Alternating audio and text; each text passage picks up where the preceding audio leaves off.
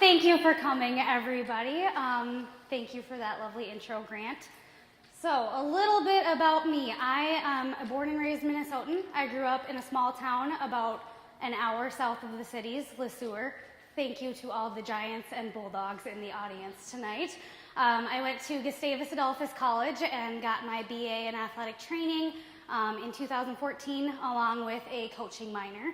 I then headed even farther south to Iowa City and completed my doctorate in physical therapy at the University of Iowa in 2016.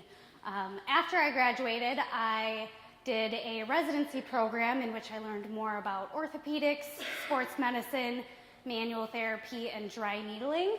I'm also an adjunct faculty at the University of Iowa. A little bit about my sporting background. I'm no longer a competitive athlete, so to speak. I am my biggest competition at this point in time. I do still like to run, lift weights, those kinds of things, but I played golf, hockey, and showed horses growing up, and then I was also a hockey coach when I was in college, girls hockey coach. So, what are we going to talk about tonight? We are going to talk about concussions and ACL tears, kind of two hot button issues across athletics, but we're going to dive into it from a female perspective. Why do women tend to tear their ACLs and get concussions more? What can we do about it? And then we're going to switch gears a little bit, and we're going to talk about some of the misconceptions in training the female athlete. So we're going to get started with concussions. I know a lot of you have probably been educated on concussions in the past, but we're just going to, start from the basics and build from there. So a concussion is a traumatic brain injury caused by the skull impacting the brain impacting the inside of the skull or rotating really quickly while the head is accelerating or decelerating. So the way I want you to picture this is think of like a bowl, and it's full of water, and then there's a big blob of Jell-O in the middle of that bowl. If you wiggle that bowl back and forth, the Jell-O, which is your brain, is going to slosh through the water, which is your fluid in your head that helps protect your brain, and it's going to impact the hard inside of that bowl, and that's where that injury comes into play. And so this is just a little visual. You can kind of see that brain rocking back and forth inside that skull. So in sports played by both girls and boys, girls are 56% more likely than boys to suffer a concussion. Why is this? First of all, women have smaller heads, and so when they are impacted by a ball, a stick, an opposing player, the ground, the head is going to move a lot more. You're going to have more of those acceleration and deceleration forces, more likely to have a concussion. They also have smaller, weaker necks, so they are less able to control that head when it does start to move. So those two kind of combine together to just make us less likely to be able to resist those movement forces on our heads. There are also some differences in playing styles, and this varies from sport to sport. A couple examples: girls tend to head more in soccer. More, impacts to the head, more likely to have a concussion. When you look at sports like hockey and lacrosse, girls do not check in those sports. But that isn't to say that they don't run into some pretty heavy body contact. But because they don't check, they may not necessarily learn how to take an impact the same way their male counterparts can, and so they're less able to resist some of those external forces on the body. And then there's some social factors that a lot of people don't really consider. One thing we do know is girls tend to be better reporters. They are more likely to come up to a coach, an athletic trainer, or a parent and say, "Hey, I bumped my head, I don't feel quite right." On the opposite end of the spectrum here, coaches, parents, medical professionals, even officials are more likely to come up and check on a female than they are a male after they see them suffer some sort of blow to the head. And we think that's due to society standards of, protecting females more so than males.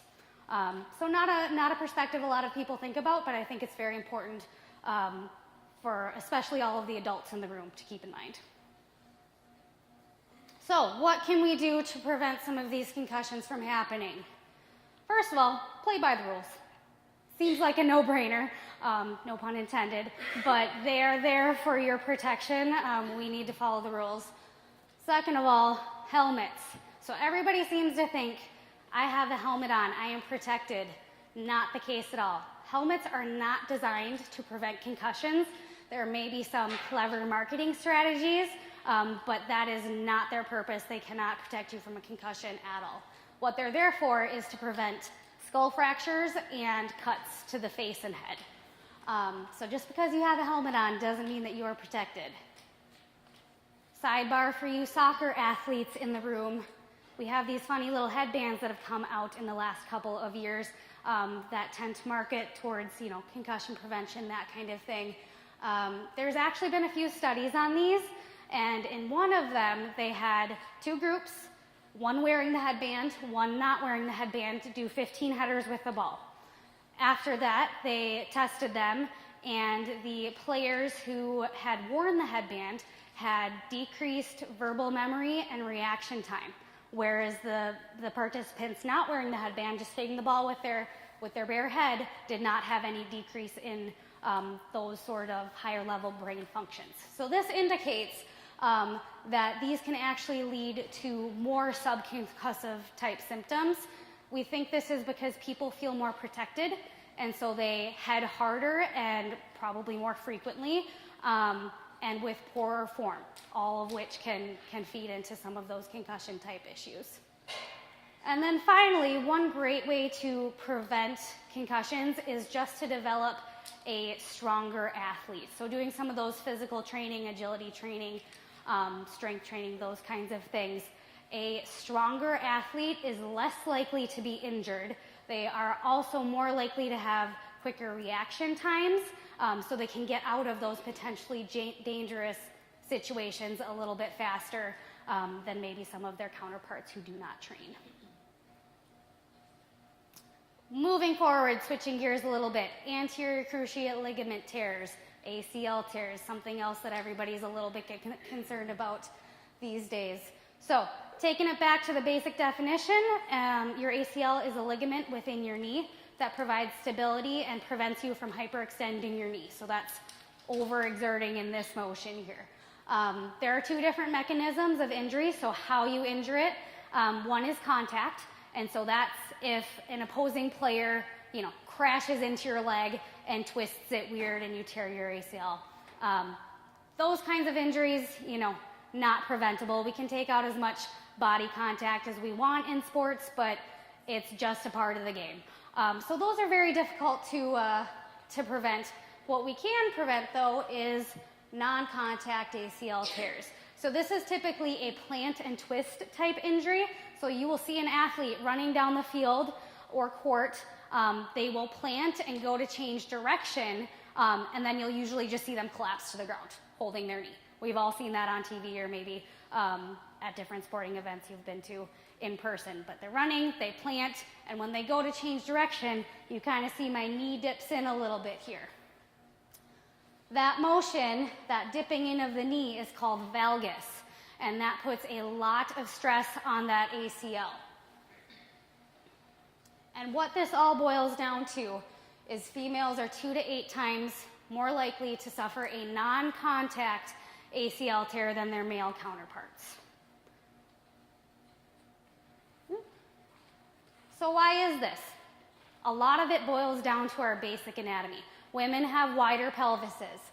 That creates more of that angle inward at the knee, that valgus, even in a resting position.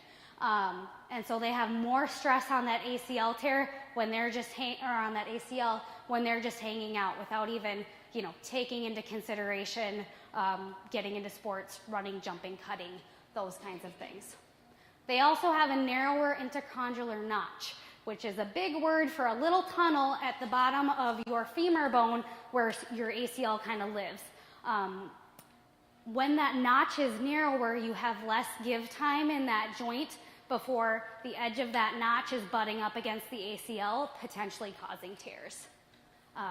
They also have a smaller ACL, which makes sense why that would be a risk factor.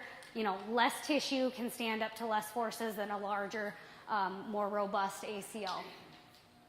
And then finally, the one that I find the most interesting is how hormones influence your likelihood of having an ACL tear.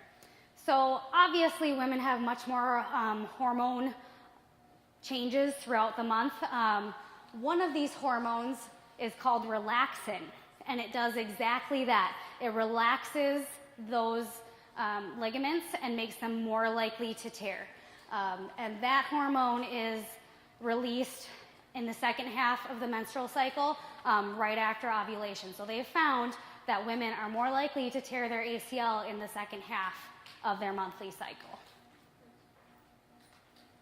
Let's talk about mechanics a little bit. So this is Robert Griffin III, RG3. He was the second overall draft pick in 2012 for the NFL. Obviously, he is not a female, but I really like how this series of photos really displays how important lower body mechanics are to preventing ACL tears. So this guy looks like an absolute beast on paper. He has a 39-inch vertical. He can run a 40-yard dash in 4.41 seconds. Just looks like an animal on paper. But when you look at him move, you can kind of predict what was going to happen to him. So these are photos at his NFL combine. And as you see, as he jumps up, his knees are practically kissing. That is a lot of valgus at those knees. That's not something we want. It puts a lot of stress on that ACL and other structures within your hip, knee, and ankle. It also is just a waste of energy. He is not very efficient right here. So in theory, if we fix this, he could jump even higher. So those are his landing mechanics. You're seeing those knees dipping in again. And to the trained eye, you could predict what happened to him. So he did go on to tear his ACL quite early in his career. And so not only did he, go through the pain and suffering of a major injury, major surgery, and rehabilitation, he also lost a ton of playing time, which in his world equals a lot of money right at the height of his career. All for something that should have been corrected probably when he was in high school, most certainly when he was in college, and it's a shame that it wasn't caught in his combine training. So, how do we prevent these ACL tears from happening? First thing we need to think about is the hips. People think, oh, we need to strengthen the knee. Not necessarily so. Your hip joint and the muscles of your hip, especially your glutes, help to control the alignment of your entire lower body. So when your hips are weak, you tend to get more of those knees dipping in and more stress on that ACL. So we want to strengthen the hips. Something we need to focus on as well, when we talked about RG3 there, is movement patterns.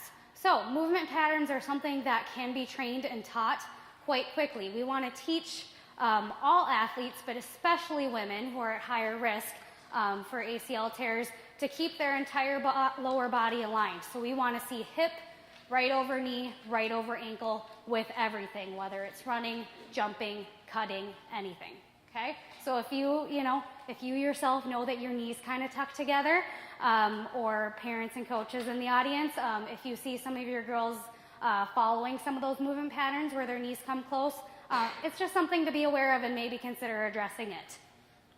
And then finally, going back to the concussion piece, reaction training. So somebody who can recognize and make decisions quickly is less likely to get into some of those potentially dangerous situations where they could injure their knee. All right, so we're going to see if this works here. So this is actually one of our athletes who trains here. She is a junior in high school, and she has already committed to play D1 soccer. So I'm just telling you that so you know that A, she is not weak, and B, she is not unathletic. But she had some movement pattern issues that were going to A, put her at risk for injury, and B, prevent her from reaching her peak as an athlete. So all of these videos were taken in the same day, about 15 minutes apart. So that's how quickly we can correct some of these movement patterns. And then with, practice, they can become more innate, become habits. So let's see. Oh, it's going to work. All right, so I want you to watch her knee here. See how it dips in from her hip and ankle? Uh-oh. Oops. I didn't know there was going to be sound on there. Let's watch that one more time. So knee's going to dip in, and that's that valgus at the knee there. Good. And then this is kind of our after shot here. So same motion, a lunging pattern. And you see here, her knee, hip, and ankle are all in a straight line. So that's much more what we're wanting to see. That makes her less likely to injure her knee and more efficient as an athlete. Efficiency equals a better, faster, stronger athlete. One more time here.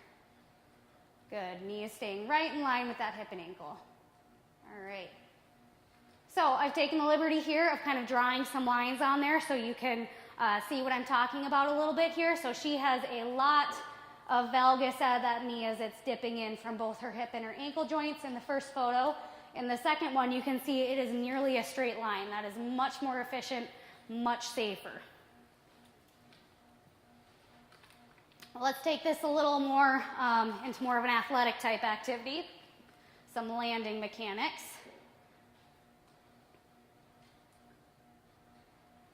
Good. So you see as she dumps down off that box there, that knee is going to dip in and she's going to kind of swing her butt around to help correct it. Yeah. One more time. Yeah. Good. All right, over here, this is our after photo, and she's actually going to drop down into that little landing and then move across the screen. Very athletic. So there again, we're seeing her knee right over ankle, and she's immediately able to hop across, change direction, go after that ball, so to speak. Good. We'll scroll down here. Good. So again, I've drawn those lines, and I just want you to look at all of her body language in this first photo. So that knee is dipping in, and so you can even see, look at her opposite leg and her right arm. She's kind of flinging those out to help stabilize because she's not stable on that leg. Look at her face. She looks a little anxious. She's she's not confident in that leg. Looking to the photo on the right, that is a confident athletic stance right there. She is dropping right down. Knee and hip and ankle are all aligned, and she's immediately ready to hop across the screen there. Even her face seems more settled. Her other arm and her leg are ready to go. Good. All right.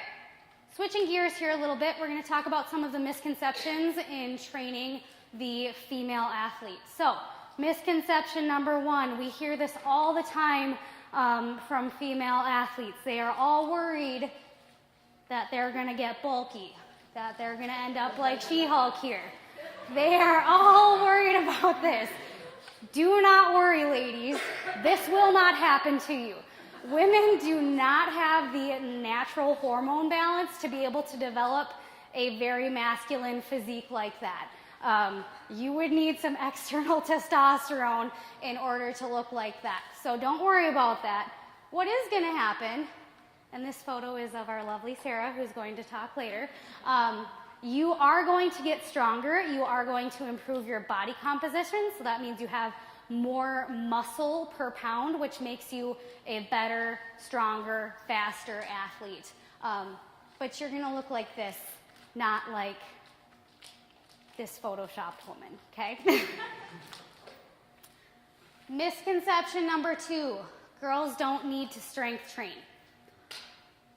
That one just doesn't make sense to me at all, because we tend to think, oh, boys, if they want to excel in sports, they need to be doing, they need to be in the weight room. They need to be working on plyometrics and agility and those types of things. But girls don't need to do that. So to me, that says boys need to excel in sports, but girls need only participate.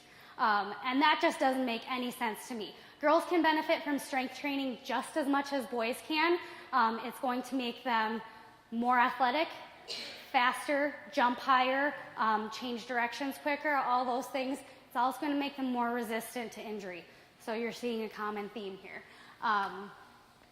but girls can absolutely benefit from it just as much as the boys can. And then finally, a lot of people tend to think that they are better off spending their time on skills training. Skills training is very important. Without skills training, there is no sport participation. You need to learn how to skate or dribble a basketball or bump a volleyball before you're able to really play that sport. But adding some physical training, getting in the weight room, working on agility, working on speed, working on their mechanics is going to make girls better at executing those sport-specific skills. So think about laying a solid foundation in order to build a quicker, more impressive athlete. All right. Any questions for me, anybody?